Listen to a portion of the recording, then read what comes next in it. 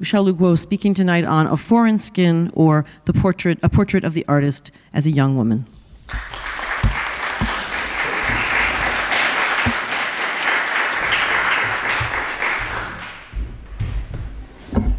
Thank you so much, Susan. And thank you, Marie and Grant, working so hard. Sorry, I just clicked something and then something wrong, of course. Is it good? Yeah. I'm going to stand here so you... I'm going to lower this. Okay. I feel lucky we are not in London, because I know everyone in Britain tonight is watching news. Because tonight is a night we know if Theresa May will be still tomorrow Prime Minister or not. But luckily we're in France, so it doesn't matter, maybe. But I might be looking at the Twitter during my talk, because I'm very, very nervous. And I'm very angry with the situation, because I'm a foreigner. So I came to Britain, I never voted for all these years. I came to Britain when I was 30 years old. And then all these legal battles, after all the illegal years, then I suddenly became British because I lost my Chinese passport. Then after 15 years, I thought, in China we never vote, but in the West you do vote. I will vote once for my life. And that was a referendum, leave or remain. And I was so proud I voted the first time in my life as Chinese, and then the result is... So that's why I might check Twitter, sorry. So I just changed a little bit title, because I thought, really, I think my work, I would say narrative novels are really based on the idea of how do I sabotage a language I don't really understand, but try to steal some stuff I may be able to use as a second language, actually third language, which I'm using now in English. So the whole presentation will be in broken English, not I'm deliberately pretending, but I only acquired English language when I was 30 years old, so I never went to any English school to learn. I just self-taught English in the night when I was very lonely in London. It was too late to start a new language as a writer. Anyway, so the books, well, I supposed to only write one book here in Paris, in this institute. Of course, like all of you, I know you're writing 2 books at least, and I'm the same. But my current novel is really based on the language, but I don't mean the linguistic language. Perhaps in the first thing is ideology, language of ideology, which I grew up in China, especially 70s China, end of Cultural Revolution. And that's the language I grew up with. It's not a natural language, but there's no natural language. And then the second thing, language of love. So the idea is based on these 2 very famous books, Roland Barthes' A Lover's Discourse and Empire of Science. I think A Lover's Discourse is very, very important for everyone, because its work really I think try to understand the simple linguistic or the battle between 2 lovers, the analysis between the two point of view and what's lay behind love, but also the politics and the psychology behind those conversations. So for me, it's very important work, because I used that book as a form, wrote my first novel in English. And these lines were very, very important for me 15 years ago when I was writing my first novel in English. Language is a skin. I rub my language against the other. It is as if I had words instead of fingers, or fingers at the tip of my words. My language trembles with desire. And that's from Barthes. I must say I'm not complete, I don't worship anything, but the first line is, for me, is the important language skin, and then the rest of the lines flowery, this kind of francophone flowery thing. I don't really know what he meant by my language tremble with desire, but it's beautiful. But what if we have 2 skins? Well, in this grammar is a skin. In Chinese language, we don't have plural or singular in this way.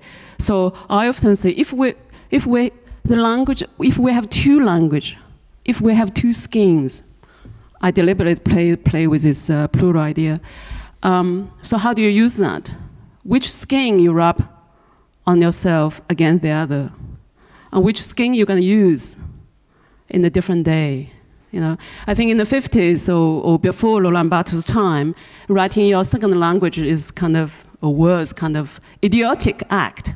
How dare you lose your national tone, national identity, you know, to use other people's identity to write. Yet after him, we can say language is a skin, or languages are double skins, or whatever you want to say. So 15 years ago, when I came to Britain, I felt very strong cultural isolation as a foreigner. So I had this 1-year scholarship, but then I had all this visa problem after 1 year. And I asked myself, can I use second language to write, even though I had such a little resource as a writer in second language. And I didn't go to any language school because I came to Britain to make a film, make a documentary film. Then I had all the problem with my film censorship.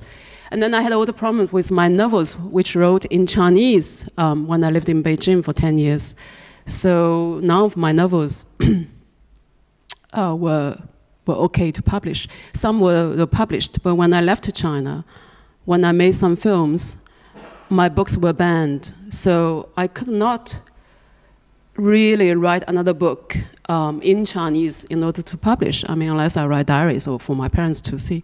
But that's not my purpose. So my decision was, I will just write a new book, bypass the language I would be censored. The only way is to use this broken language. And then I would be free from political censorship, even though I would be struggling in the poverty of my new language, which is completely broken as pieces of expression which doesn't convey fully what I wanted to say, but that's a secondary problem. So, and the last thing I want to say before I start for real, because this is a bit messy to start with, is coming back to Roland Barthes, The Empire of Signs. I think when I read the Lover's Discourse, I was in China, I was 20-something years old. I loved the form, but I didn't fully understand how to use Barthes' method to write a narrative form. And then when I saw The Empire of Signs, his other book, I felt very personally connected, because that book is a much more personal book than The Lover's Discourse. The Empire of Signs is really about, he's astonished, the first impression when he was in Japan in the 50s, the complete incomprehension, is the right word, comprehensive feeling of Japanese signs, which he meant kanji. In Chinese we say hanzi, it's the same thing. But he meant the traditional Chinese characters. Of course, Japanese has other two systems, but what he meant is those kanjis he encountered and unable to fathom, but fascinated by the language in Japan. So that was a book really inspired me to write my first two novels, really, is direct sign, direct language. How do I use that in my English novel? And also for now, in Paris, the novel I was working. So I think this paragraph in the Empire of Sign for me is very important. It's about Barthes. He was in Japan and recorded his feeling of unable to be in, well, not even in, unable to be outside even, the unknown language of which I nonetheless grasp the respiration. In a word, the pure significance forms around me. As I move, a faint vertigo sweeping me into its artificial emptiness. I love that word, emptiness, because in Chinese, in Japanese, emptiness is kong. It means the opposite. Kong is a form to receive everything. It's the opposite of emptiness. But when he says emptiness, I'm sure he means something else, which is achieved only for me. How did you deal with the language? Or more precisely, an ideological assertion masked by the practical interrogation. So again, you know, those language got, you know, almost academic, poetic language. But I think more or less I got what he meant. That's what every day I felt the first 10 years in Britain, is 无语 without words, not the right translation. 无语 without words, no. Is without expression, without identity, without you. You are secondary citizen, you are secondary, you are nobody politically and culturally. Even you yell doesn't help. So all these are intellectual. I don't really feel great to start with, because I want to start something much more remote, much more personal.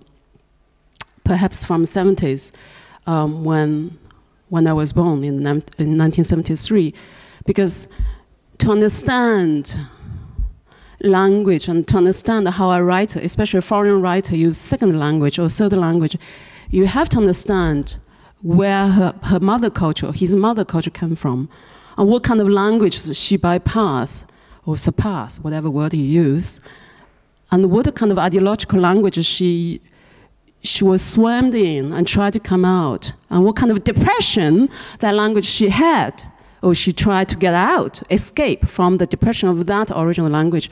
So I wanted to go to the early years of my life, and hopefully also give you some kind of little childish education of China from 1970s, 80s onwards, because that's how I get my resource to make films and write novels.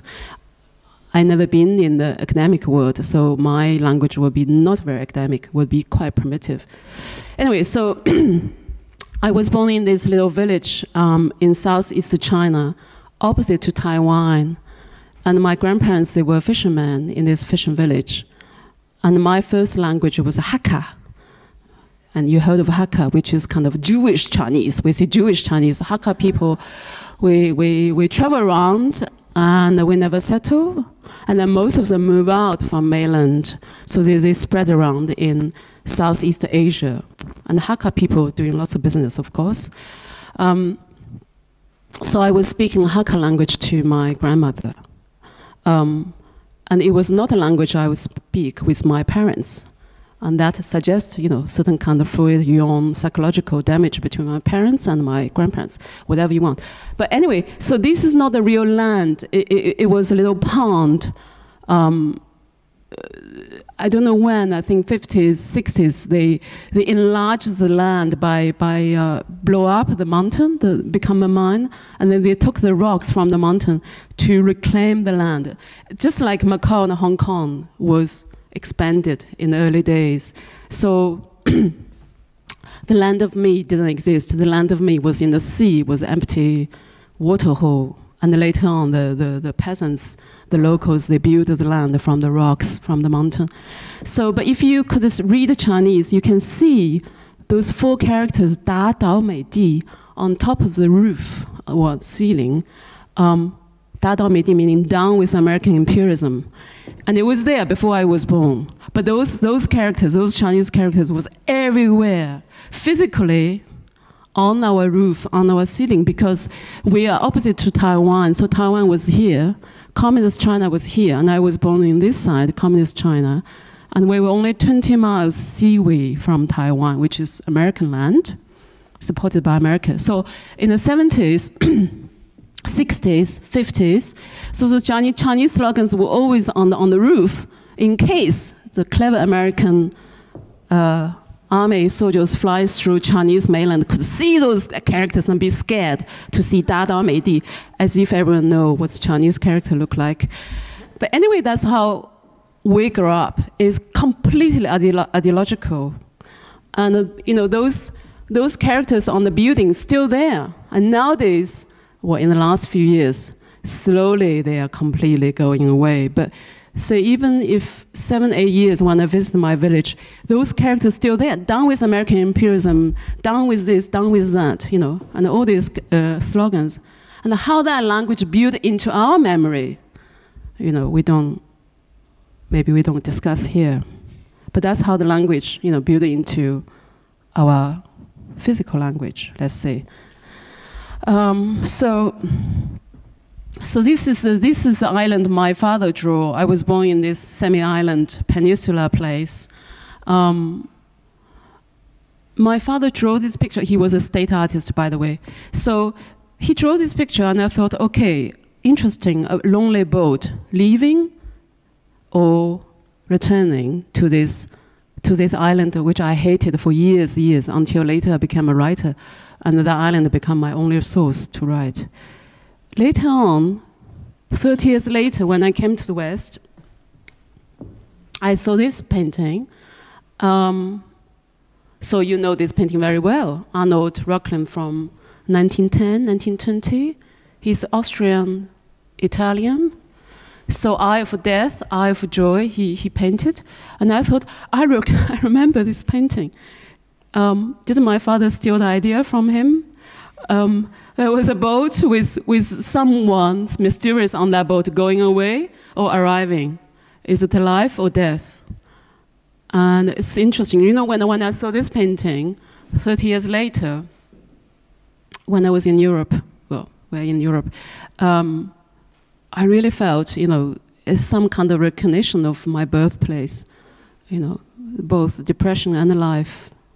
So this some kind of signs, you know, if Roland Barthes want to be praised here, so images and signs which click, and then you start to write. But these images were important for me to write.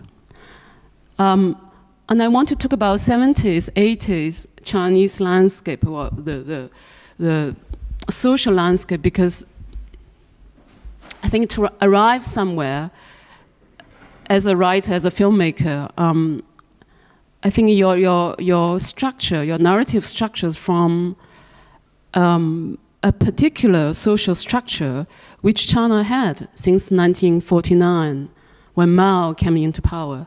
So this is very, very grand. Can you see it?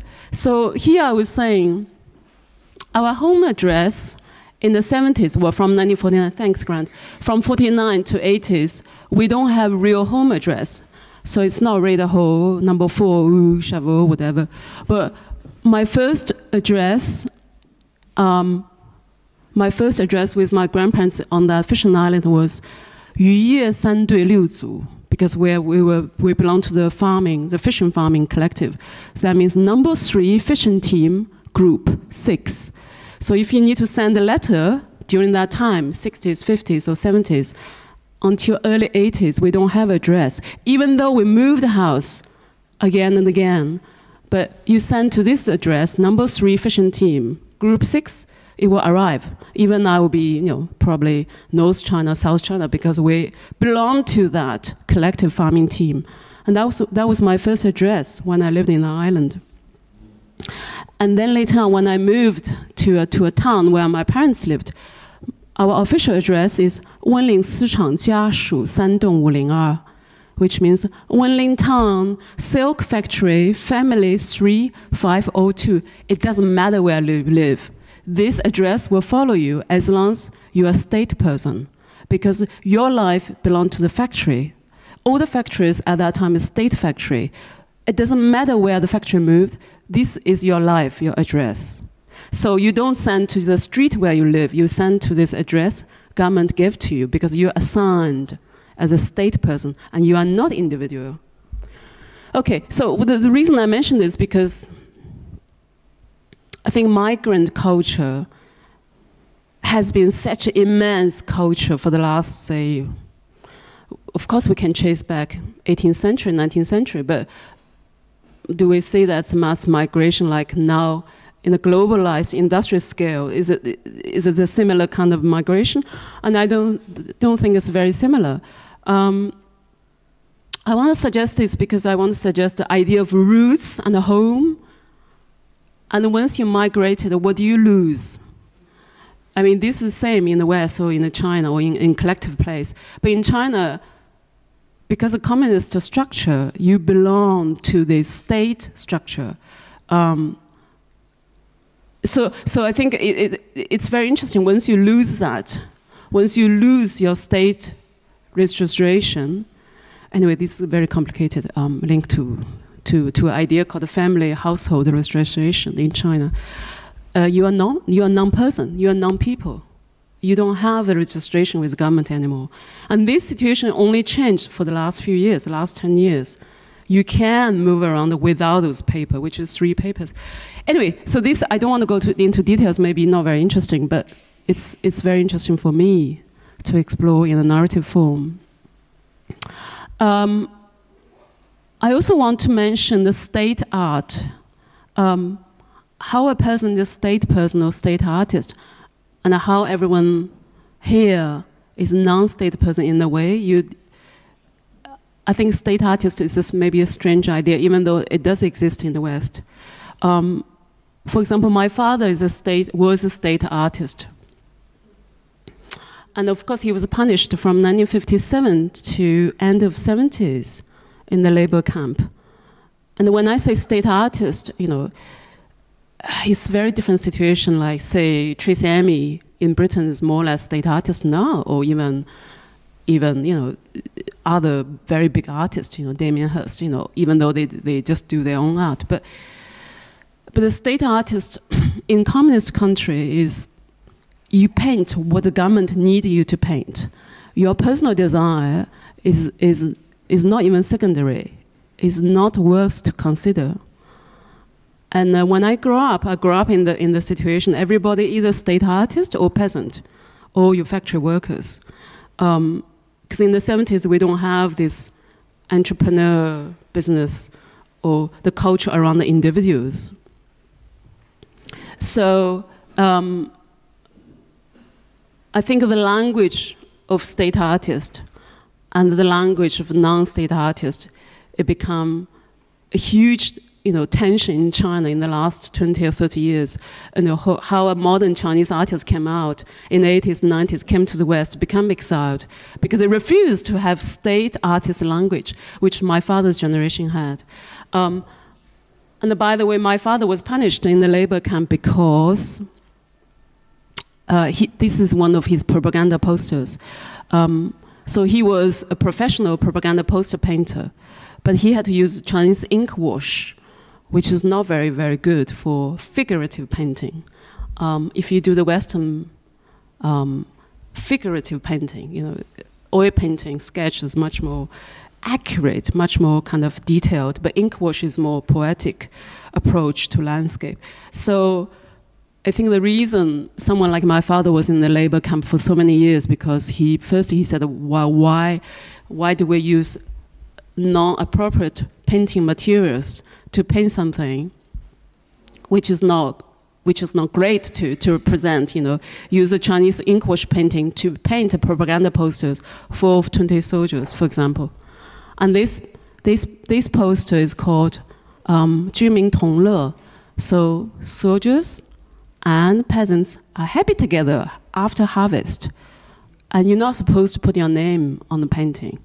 And this one he did, because it's a copy he himself made. Normally, there's a collective team name called the Team Number 3, Zhejiang Province, Wanling Tanghou, behind a propaganda poster. You're not allowed to put your own name as an author. So another thing about being state artist and a non-individual individual artist is this. My father used to say,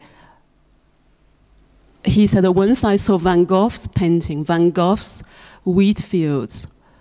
He is a great painter, Van Gogh, but he doesn't need to paint the peasant and the soldiers in the landscape. Why do we have to?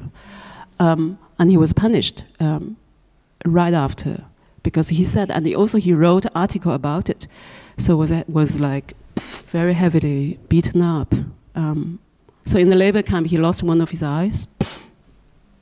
Anyway, so I grew up in this kind of environment, and I was very nihilistic about politics during my teenage years. And I think I rediscovered certain politics later on, after 30 years old, when I came to the West. And I thought, okay, maybe there's some real politics, but actually not. And this is my mother, but they're all dead now.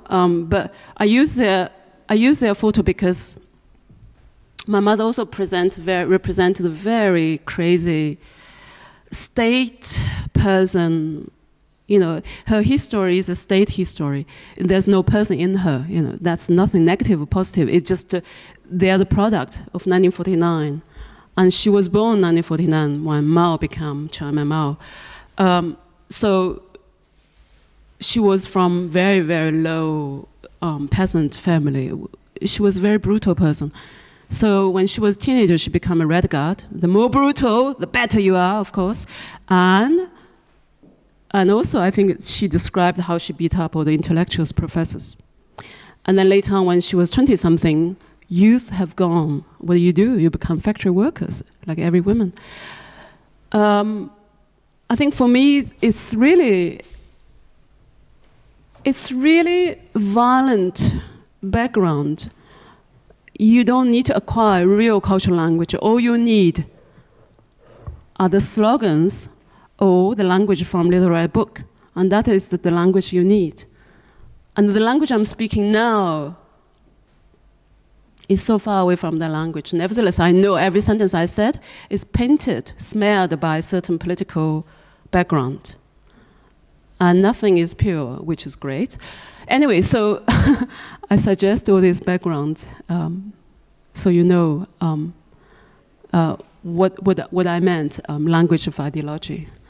So my mother's background, so in the night, well, in the day she works in the silk factory, and at night she acts as this kind of revolutionary opera character. And these are the typical pictures from that time.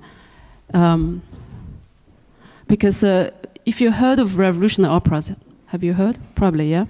Because during the Cultural Revolution from 60s, 70s, China, all the Western stuff were banned. And it was banned before anyway. All this Western stuff, Balzac we never heard of, Ginsberg we never heard, Beat Generation never heard of. So Chairman Mao's wife, well, not only her, because she's the victim of the history. Anyway, under Chairman Mao's agreement, China could only have 8 operas, which were the revolutionary operas. It's about killing the landlord, killing the American soldiers, or, you know, anti-counter-revolutionary.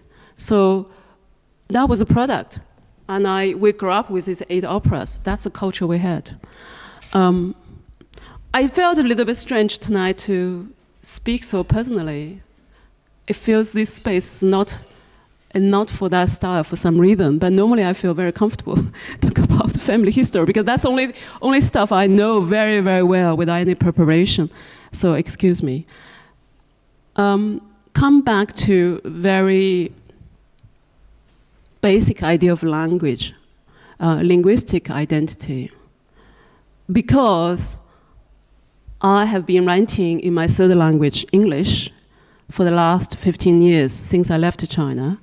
So I want to go back to the language I used to write, which is kind of, you know, Hanzi Chinese characters. I think it's very, very interesting how a novelist constructs a sentence and then you construct a paragraph. But I know the way I construct sentence and the paragraph is not first narrative. I think my brain's going through a layer of translation that sometimes the first intention of the sentence is lost. It may be lost not for the negative purpose. It may be lost because I try to find a kind of representation of my ideogram. So therefore, you know, those common questions, everyone will say, oh, do you dream in which language? I don't dream in language. I dream with psychic language. Whenever I verbalize my dream, then the language becomes an issue. But the thought language is different from your verbal language. Anyway, so come back to the basic language thing. I do feel very profound kind of certain kind of, you know, a kind of dazed, confused process when I deliver a sentence in English, because I lived in China for 30 years. And I think that was age, it was too old to restart a language automatically, or it's no longer like a breathing. If you're monophone person, speak is like breathe. It's unconscious activity.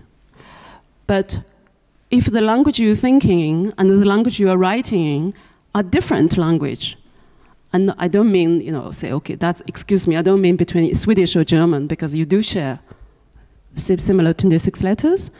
I don't mean between Italian or French. You do share, yeah, more or less 20-something letters.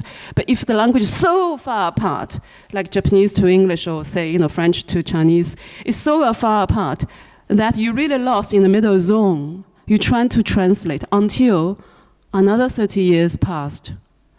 Then perhaps your new 30 years would overcome your old 30 years. So in this case, I think I do find myself translate in a crazy level from ideogram to your 26 letters. And I try to make up a sentence from those 26 letters. And for example, I think basic concept thing, when you write in Chinese or when you think in Chinese is picture. So the fire you can recognize in the old days fire. Then you wrote fire like that in the old time, in the ancient Chinese time. Then you write fire here, and then the last fire is modern days computerized writing, because it's more standard. It's called let's get rid of calligraph art, and it's violent. I tell you, computer culture is effective way killing the writing system in Chinese. Wood, the tree. In the old days, you do this, and then you do this for centuries. You write wood, tree like this. And then 200 years ago, wood goes like this, the tree, and the modern days tree goes like this, because that's computerized, that's standardized, meaning cut out the art, cut out the ambiguity. Should I speak with some more positivity? No. Mountain, in the old days, you can, a child can write mountain, shan, and the modern days shan, which is very far away from the traditional ideogram, the representation of the object to the writing system. And this way, when you construct a sentence or a word, it's very different. I think you know what I mean. But all this changed in the 80s. After the Cultural Revolution, suddenly all the Western art were allowed. Western films were allowed. Of course, it's selectively allowed. It's never all. It's always selective. And then suddenly we heard of how, Allen Ginsberg, Beat Generation, we heard of all the decadent Western art are allowed in China from the 80s. And I was very, one of those desperate, fashionable peasant kid, want to understand what the Western art really, were about. And I remember we were reading how the translation is still quite strange. If you can read Chinese, you check the Chinese, especially mainland Chinese translation, and you do see not that dirty compared with the original one. And also some concepts are very difficult to translate. Nevertheless, when I was a teenager, when I read out in Chinese translation, I said, that's it. That would be my path, because I cannot write underneath some 1,000 years of Chinese dynasty poetry, haiku style. I could write a poem without rhyme at all. And that was my path.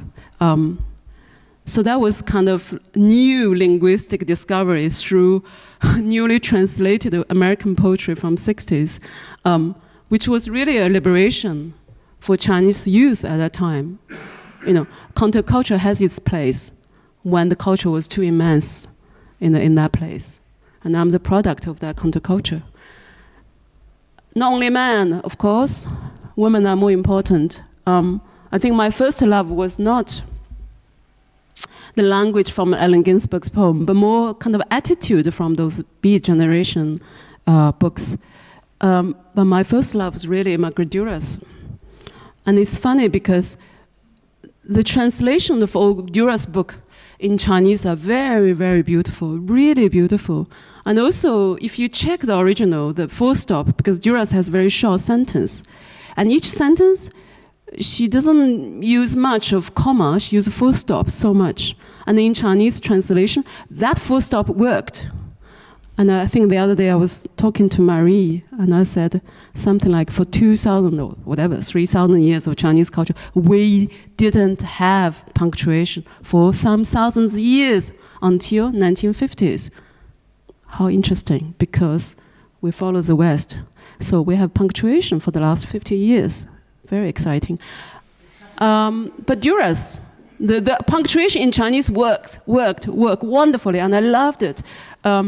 So if you're a peasant girl in China, you find what you love, and you can maybe imitate it. And then maybe you can become something with some hope. I don't know if that's the same thing in the West. I grew up in a hopeless environment. And then, Silver Plath. I think it's very difficult for Chinese youth in the 80s, like me, and 90s to understand the Silver Plath.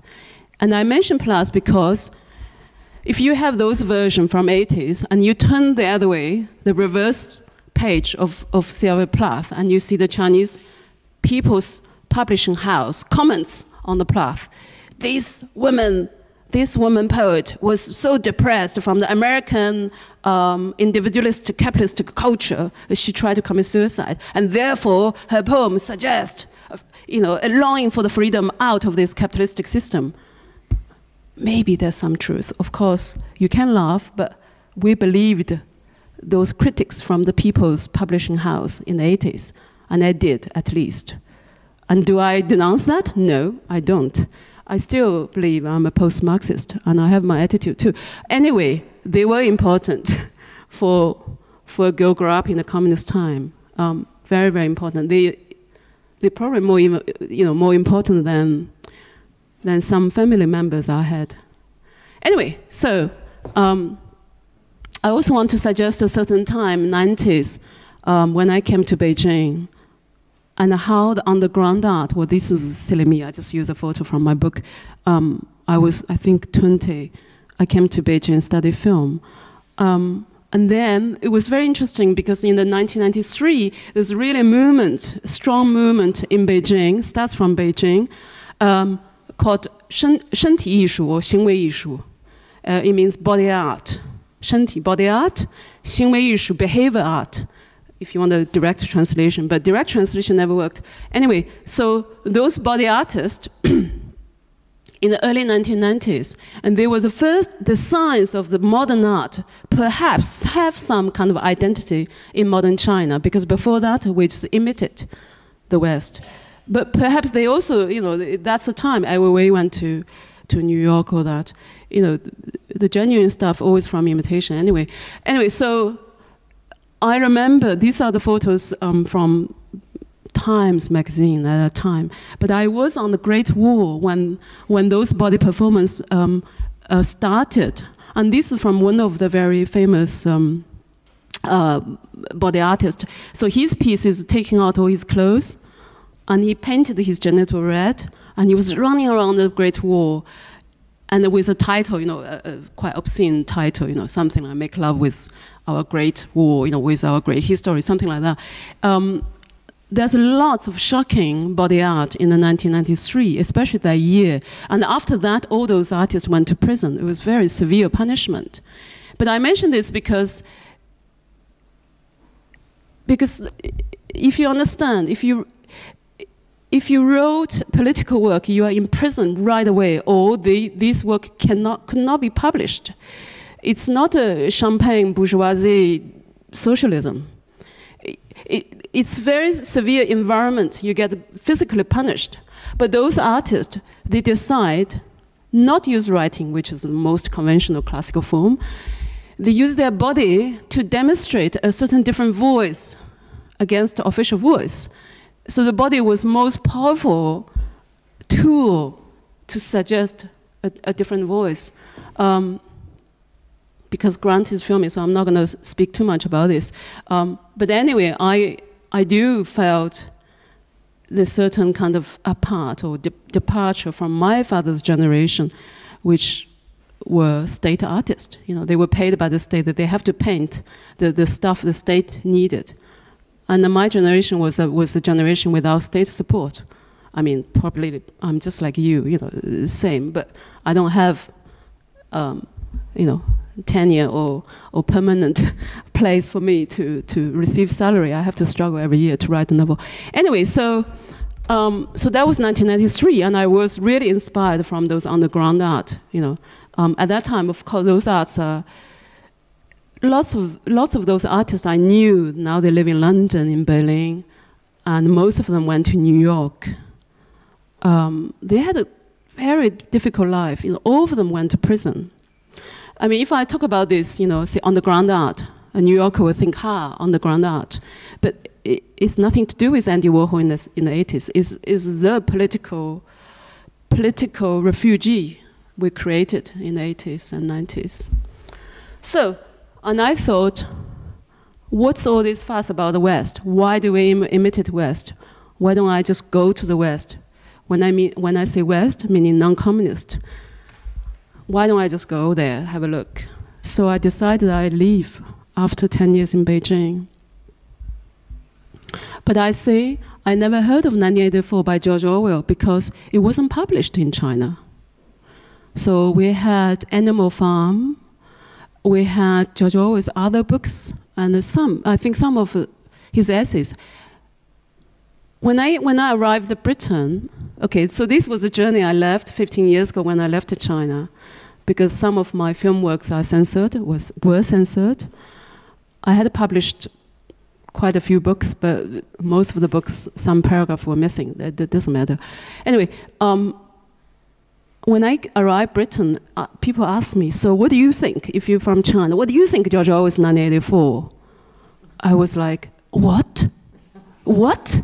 How to spell? What's 1984? First, my English was so bad.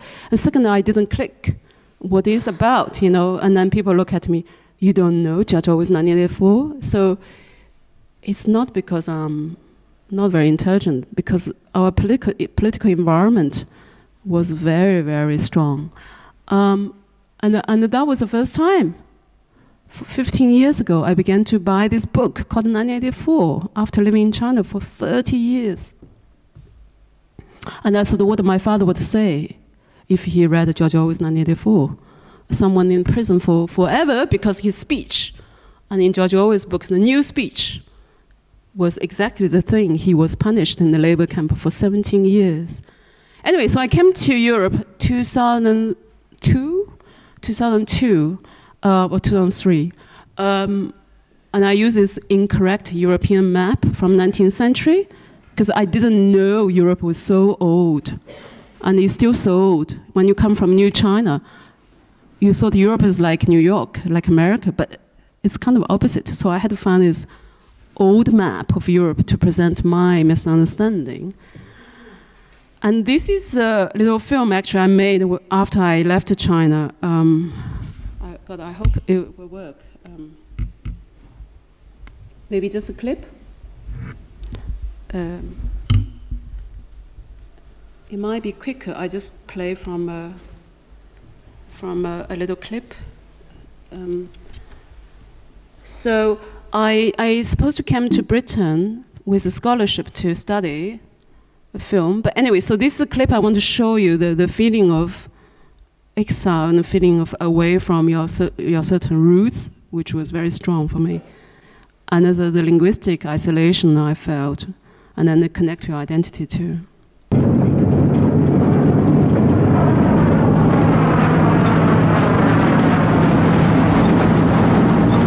现在我在威尔士，我在一座遥远的、巨大的山上。从中国到这儿需要15小时的飞行。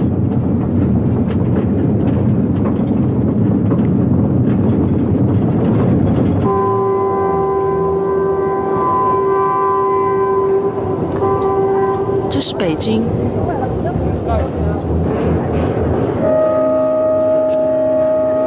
这是我18岁离开家乡余震后住了10年的城市。我还记得我离开中国的那一天，我对自己说，我再也不想回来这个肮脏的、拥挤的、喧闹的、嘈杂的、充满政治的地方，再也不想。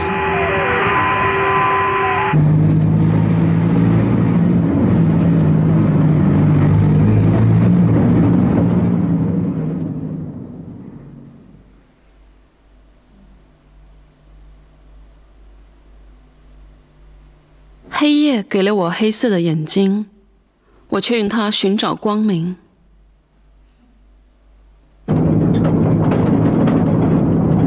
我一直带着我最喜欢的诗人顾城的诗。他曾经跟我有一样的梦想，他跟他的爱人离开了中国，住在南半球一个遥远的小岛上。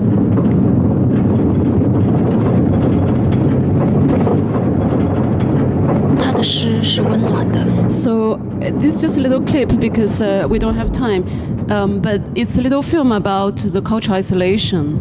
I don't know how to. I went to this little mountain village in Wales, tried to record a double suicide about an artist couple on this mountain. Actually, the woman was a Dutch painter, the man was English woodcutter. And actually on the Boxing Day, they killed themselves. And the local police was investigating. Actually, the result was this kind of absolute isolation they built themselves around because they live on top of a mountain. And I recorded with my camera with the whole incredible, beautiful landscape. And then I'm using this Gogh, which is the most famous Chinese poet, who killed himself and his wife.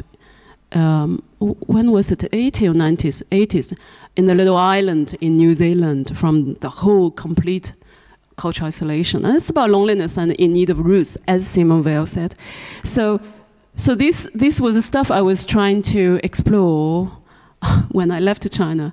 And then I had all these visa problems, really serious problems, about do I become an ordinary immigrant, run a takeaway Chinese restaurant? Yes, there's great dignity in that, but perhaps that's not my cultural identity. So I wanted something which continues my Chinese identity, which I was a writer, I was a filmmaker.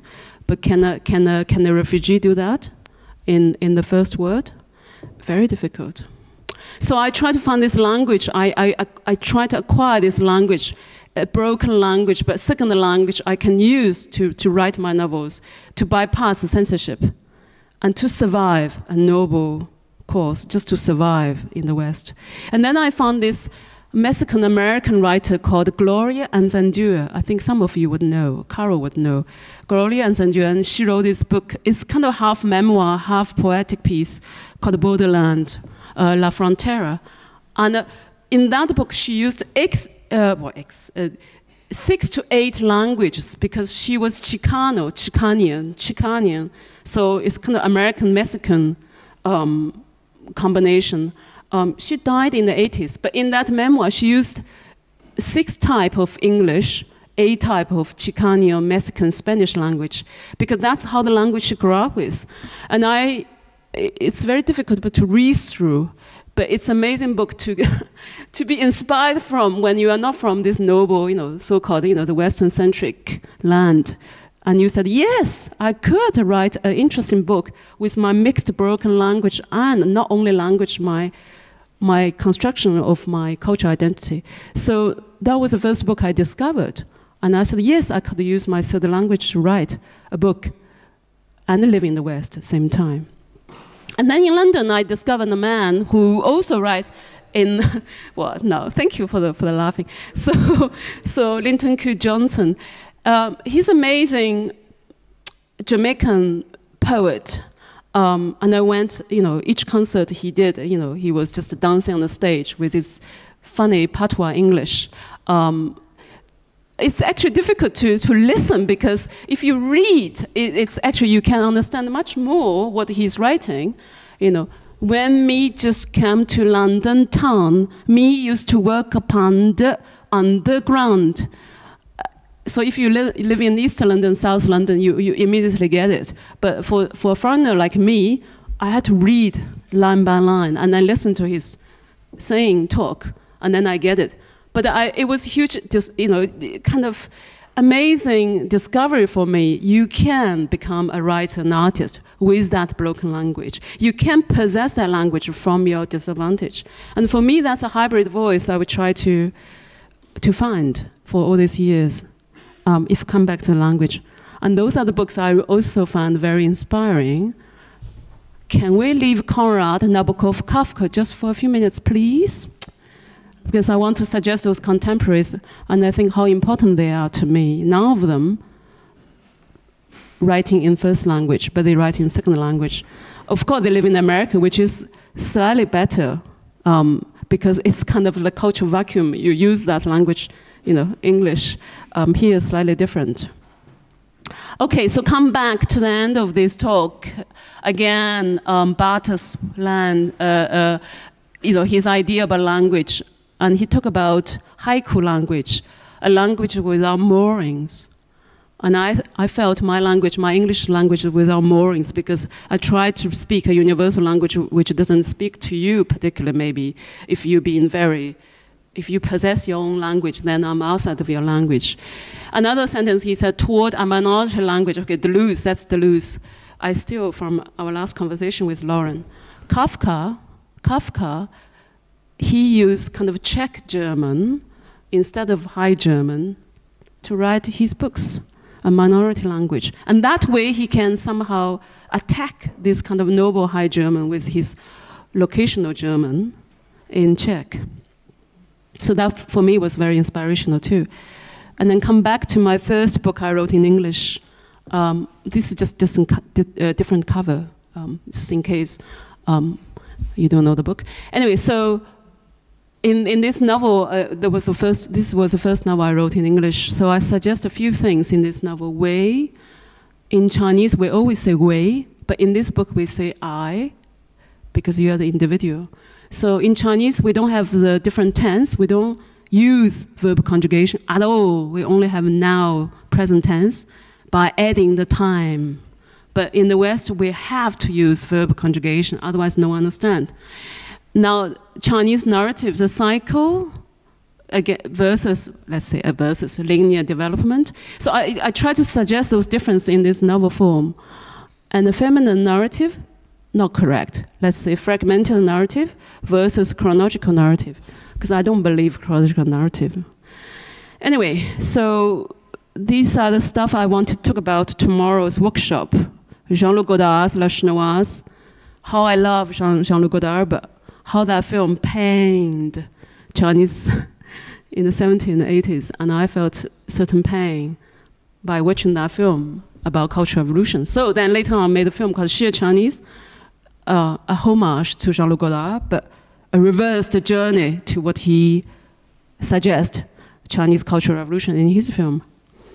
And these are the films I want to just show the clips tomorrow in the workshop. And this, I don't think we have time for, do we have 1 minute?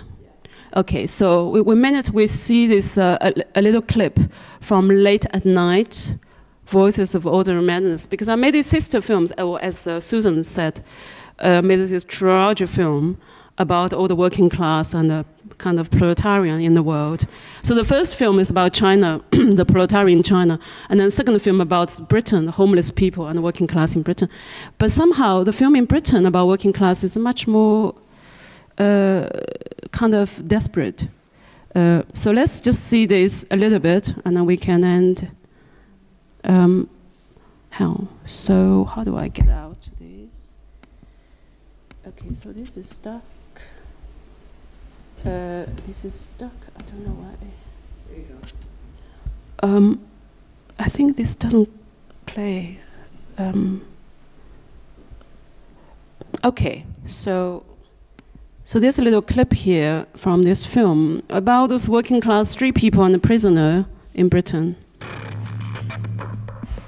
No sound.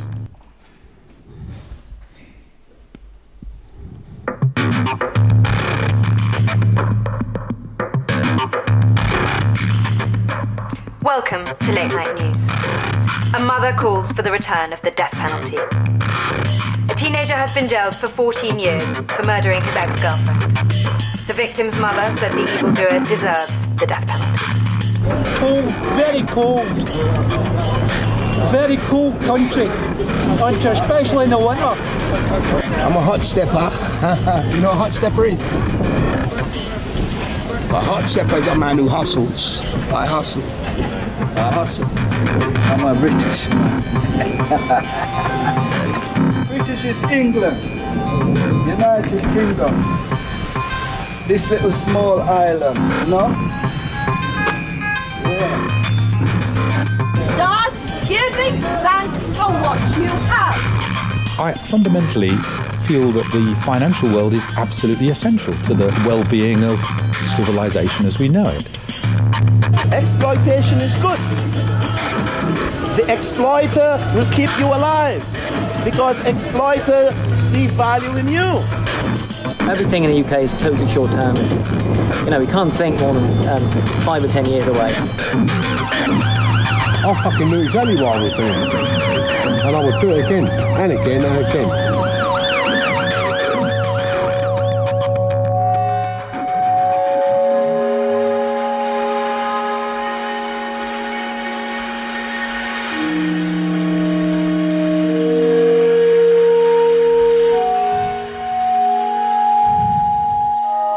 So the final thing, I want to come back to Bach. Maybe as a little joke about Bach, is last year, how do I make this big? Okay, last year I made this film called 5 Men and a Caravaggio, a kind of feature reconstruction of documentary reality, about 5 men around the same painting. This is a famous painting by Caravaggio called St. John in the Wilderness, or John the Baptist.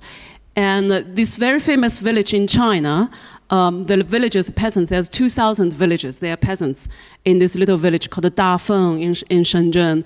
All of the villagers, you know, they are the professional copy makers. They don't do forge. It's completely different. They are copy makers. So pay me 50 yuan, okay, or €5. I paint you a huge Leonardo da Vinci in 3 minutes, or say, you know, 3 hours.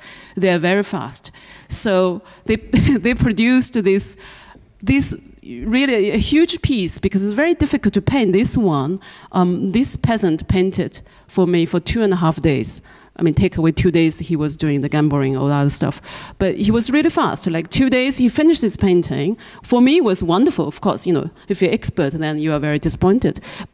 And then the Western people, some artist in London, bought his painting. So it's about the painting's journey to the West, and how this painting being hung in the Western lobby like this, or hallway, or in the hotel, and how do you kind of, how do you see yourself, or the presentation, the authenticity of the originality in this painting, in this copy, and how all the artists around the same copy.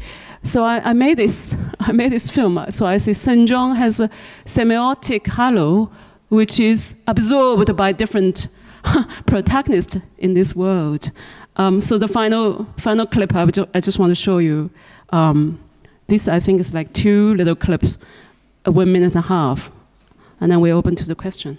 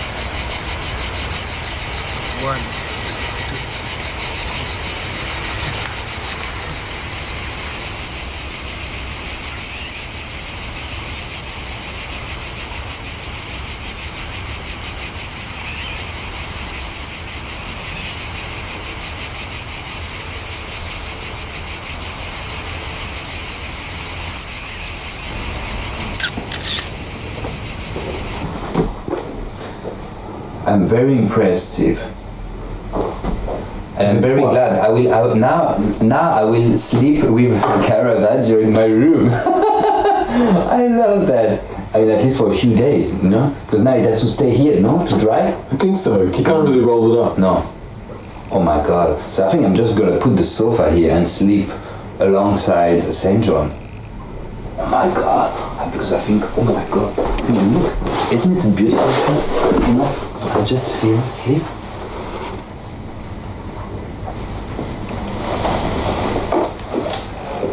But it's even this painting is becoming my dream, actually.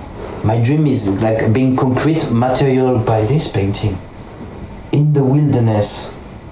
I'm St. John in the wilderness.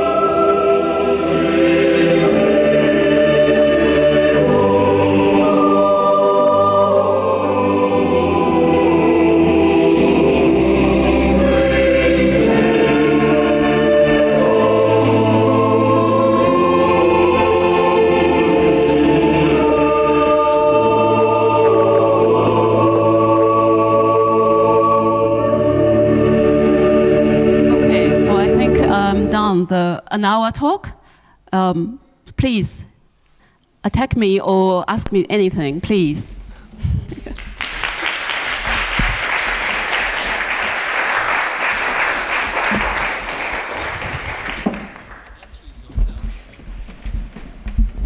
Thank you very much. That was fascinating. I'm sorry for being late. I somehow thought it was 7:30, started at 7:30.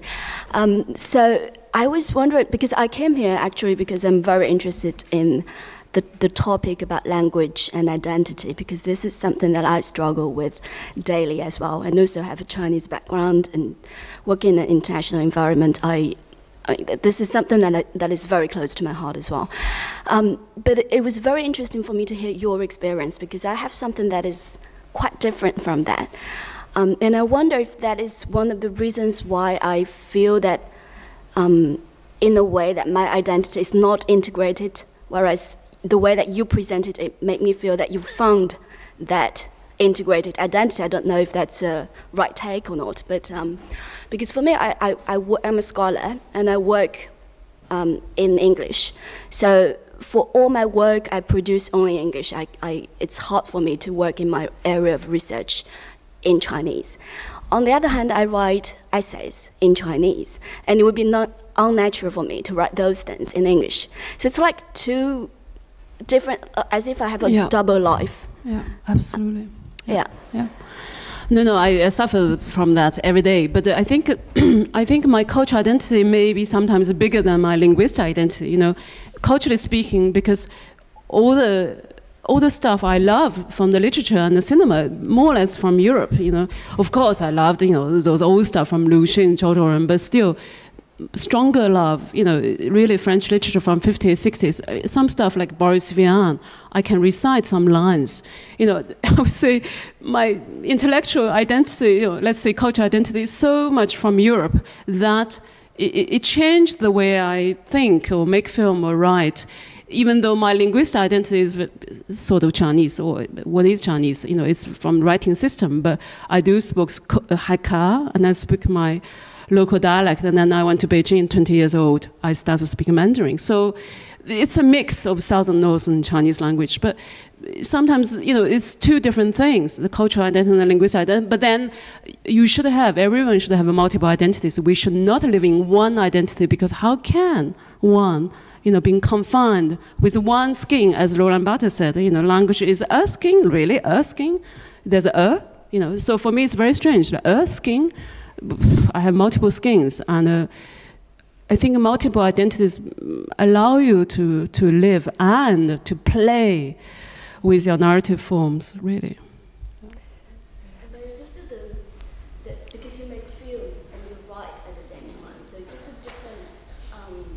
It's very different media. I was going to speak about this tomorrow in the workshop, if she's allowed to come in, because it's so much to talk about, and I don't want to be, promoting anything, but it's very difficult to focus. I think for me, I have made 10 feature film and then some short film, and I have wrote, including Chinese, but I have wrote about 15 books. 7 are in English. I don't want to somehow confine, about one subject. I don't live for one thing. And I refuse to be just simplistic about things. So I want to suggest all sorts of possibility and different narrative forms and non-narrative forms. And between cinema and the literature is incredible. It's a huge area. But it's wonderful if you can, it's luxury if you can play both rather than being confined with one form. I would talk about this maybe tomorrow. Really, I just had a couple small comments. You're such an effective communicator, so smart, and your material is rivetingly interesting. I felt just strange here, It's not my usual speaking place. The room is a very dead room, as I think Nellie will assent to when she was also facing questions at our last lecture about how to be how to perform your cultural and literary identity in this really rather inhospitable space where we're still all wearing our coats. But just 2 small comments. I was fascinated by the image that you had of Marguerite Duras and Sylvia Plath, because you and I are very much age cohort, and I also was 17 years old. I think that year, if you'd asked me who were my 2 most important writers, not of the distant past, but of more recent, that it would have to be those 2. The Marguerite Duras novel, The Lover in particular, and her novels are so well translated to film as well. That's a really powerful body of work in Sylvia Plath. So I liked that little glimpse of the way that really rather American and Western pattern of culture was portable and generative in this very different cultural and physical location. But the other comment, which you might want to respond to, I had a couple, the first time that I really thought seriously about why a storyteller would choose film over the novel as a medium to work in was when I had a couple trips in my late 20s, 2000, 2001, first of all to Moscow, and then to Estonia, actually, in the year or 2 that followed. And they're 2 interesting but related cases. Estonia is a country with a very small community of speakers. There's thus a strong incentive not to work in your own linguistic medium if you're interested in reaching an international audience.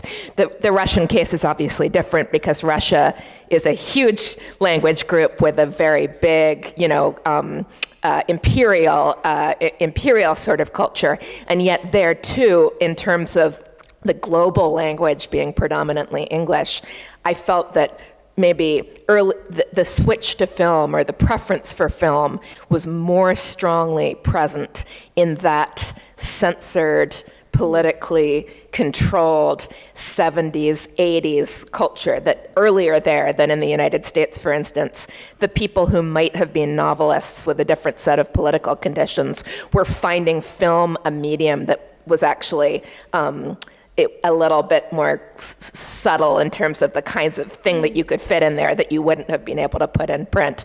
Does that ring true to you? Does that speak to your experience? Yes, I mean, personally, I was just kind of really trying to choose something new, which is funny because I started to publish when I was very young, so I was kind of, some local little province poet. I was 13 when I first published, so everyone knew, like, oh, she could write, she can write, she doesn't need to study how to do writing. But it's funny because, in my environment, this really is poverty and poverty of intellectual power. And I thought, if I really need to acquire some skills, I should study something completely new, which no one could really. And so filmmaking at that time, in the 80s and 90s, was so new. And I think I was lucky because in the middle 90s, suddenly the video camera you can buy. And I was able to make film. Since then, otherwise, I think my voice, I think I was very frustrated during 10 years in Beijing, you know, published all my books, but all my books were censored. And I wrote millions of, I would say something, 20-something film scripts and some TVs, so none of them could be, you know, because we have to pass censorship before being made as a literary text, and I couldn't pass there. So it was a media I was frustrated, but then later on I pick up again. Yes, I wanted to ask something that may sound a little personal, because it is personal. With all the negative things in your background, so many heavy negative things, how did you come out of that? How do you think you came out of that? And I wonder, your father, who was a state artist, but he was an artist. We see he is an artist. I wonder if that art was something that moved you, even if it was about what it was about. Mm. You said my father? Your father, right. Yeah. Who, I wondered if he had a part, because there were so many terrible things. Yeah, yeah. The life of the grandparents. Yeah. The mother, the Red Guard mother, who was a very violent, unloving mother. Mm. And here, the only bright spot that I found, reading you, to me was the father, and I wonder what you would say about that. Yes.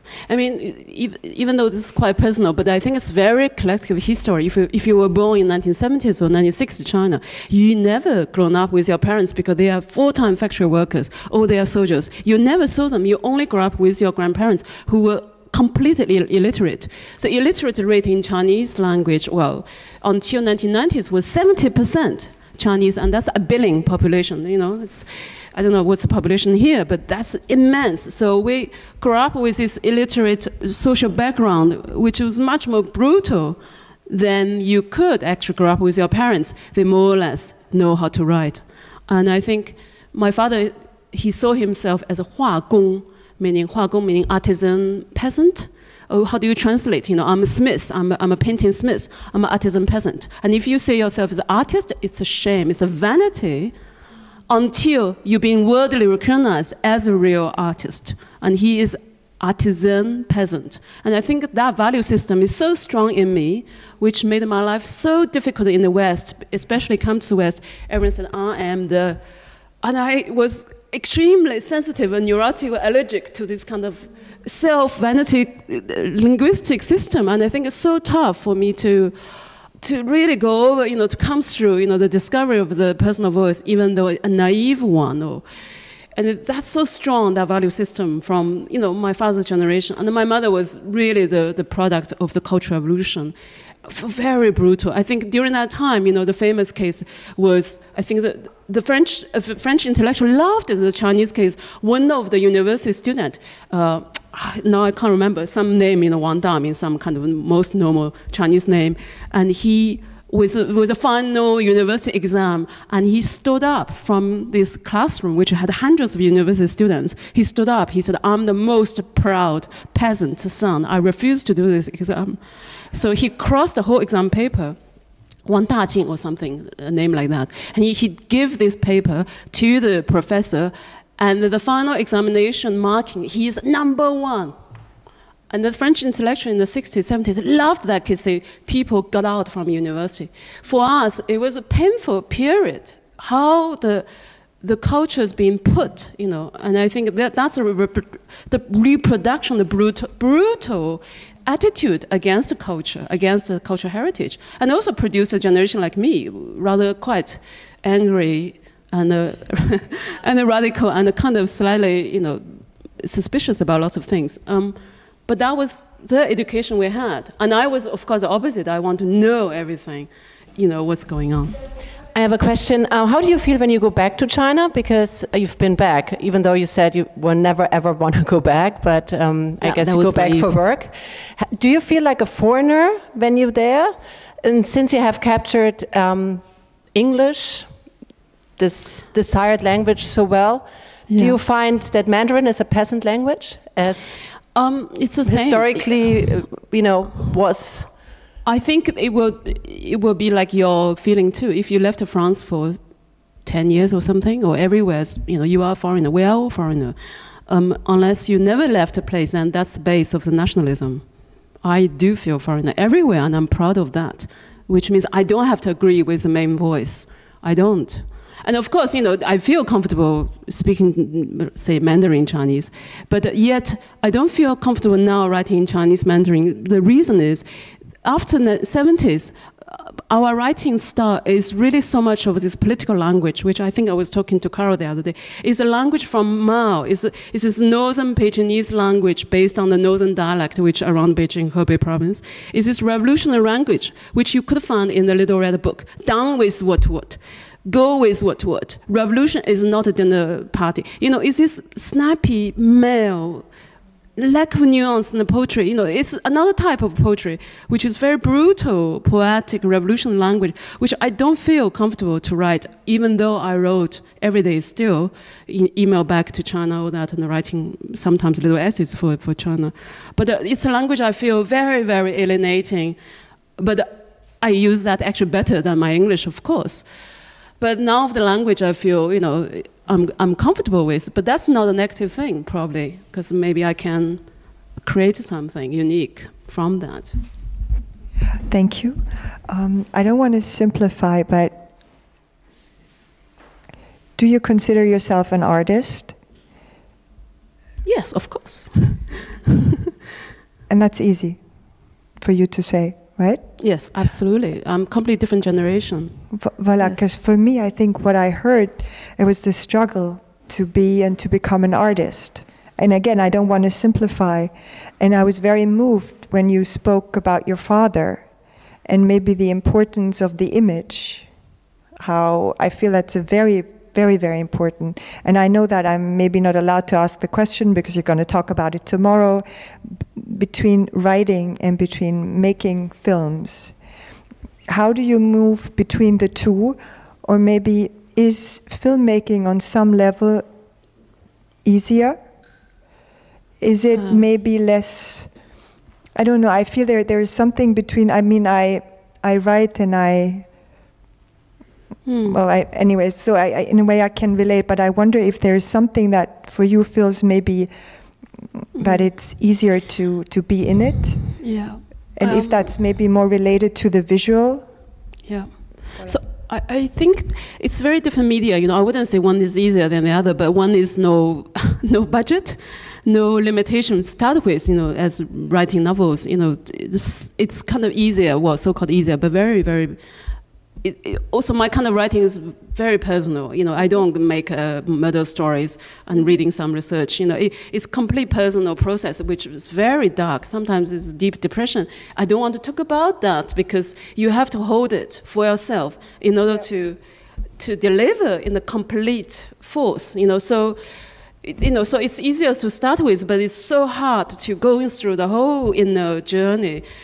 And it's something perhaps not relevant for lots of people. Historian want to read a piece about Greek, archaeological site. He doesn't need to read your stuff to get knowledge. So you are left in this free floating artist state, which has more or less been abandoned after publication. Mm-hmm. But on the other hand, the film is very difficult to start with because I ended up making last 3 documentary essays because I could no longer funding for 10 years. And a woman from China, I don't play the games, the Western, I don't drink till 12:30 in the night and then do something afterwards. I don't. And I don't go around, hollow to kiss, them, I don't say ASS, but I don't get funding at all. So, which means UFO in Her Eyes, the clip I didn't show, was the last film, was 10 years ago. I had 1.2 million to make a fiction film. And I could no longer get any money because afterwards, because my film didn't won some big prize, and it was distributed, then it was just kind of, one of the art house little whatever. And for 10 years, I used my credit card making films.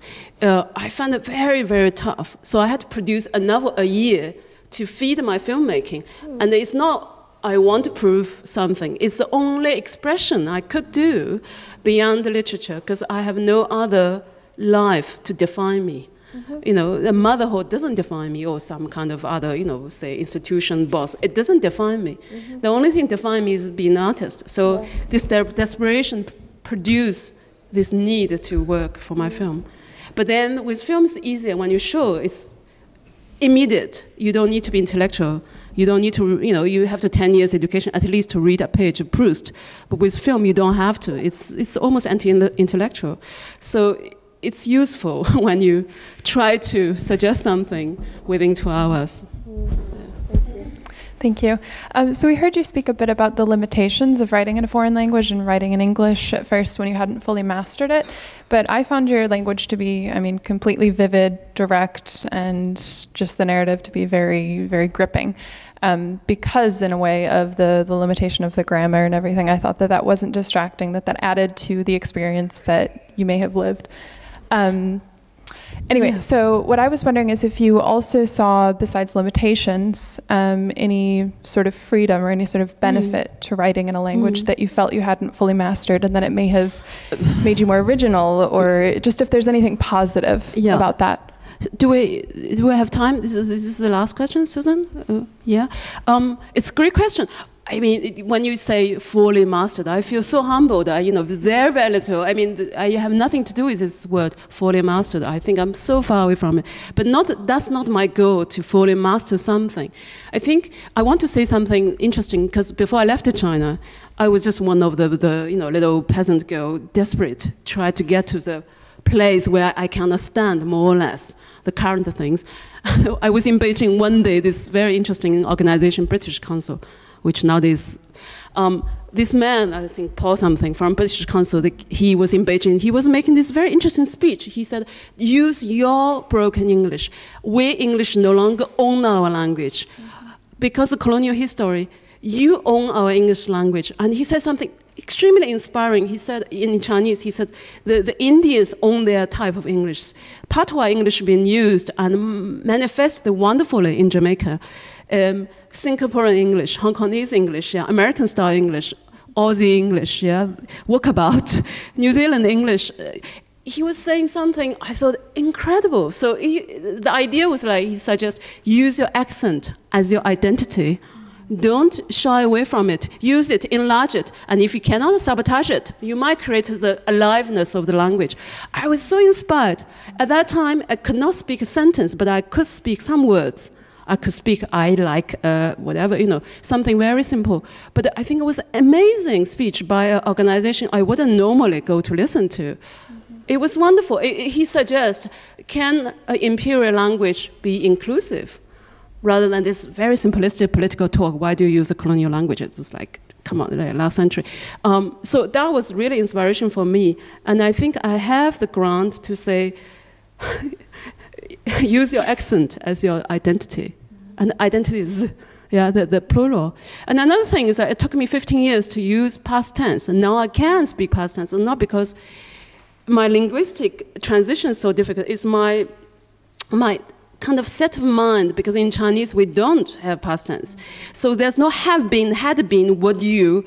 It's just present. So it's very difficult for me to switch immediately in a sentence whenever there's intellectual conversation. I only could use present tense. And I realize in my writing, I think that suggests lots of confusion, in between paragraphs. And I spend a much longer time to fix the when. When is this sentence just said? But my mind said, you silly. Everything it's narrative present. And it was not true. And one day I told everyone, I said, well, what about, B generation, Jack Kerouac, they are the present subconscious stream. And everyone said, check the original sentence. So I went to get on the road again in English copy.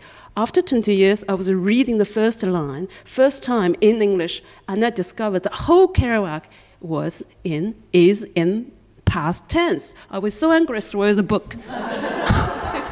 And I was like, what? This is philosophically self-contradiction.